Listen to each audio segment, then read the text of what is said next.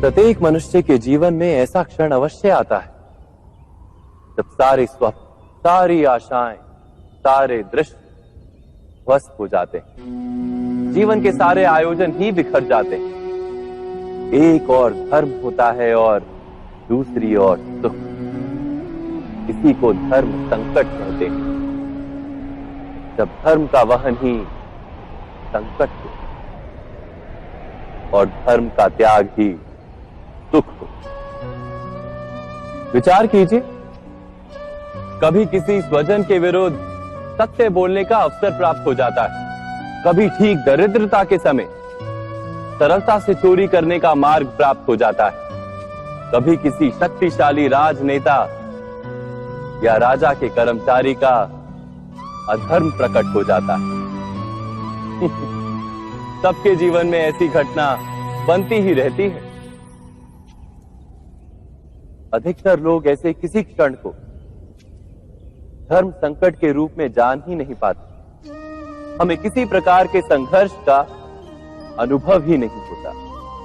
सहजता से सुख की ओर खींचे चले जाते हैं, जैसे मक्खी गुड़ की ओर खींची चली जाती। वास्तव में धर्म संकट का क्षण ईश्वर के निकट जाने का क्षण होता है।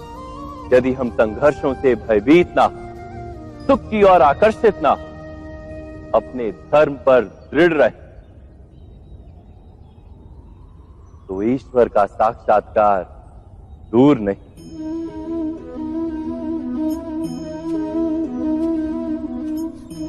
पवन से युद्ध करने वाला पत्ता यदि पेड़ से गिरता है तो भी आकाश की ओर उठता है। पवन से झुकने वाली घास वहीं भूमि पर रह जाती है। अर्थात धर्म संकट से यदि हम संकट को ही टाल दें तो सुख तो मिलता है, जीवन बढ़ता है, किंतु क्या चरित्र नहीं टूटता? क्या आत्मा दरिद्र नहीं हो जाती? क्या ईश्वर से अंतर नहीं हो जाता? स्वयं विचार कीजिए।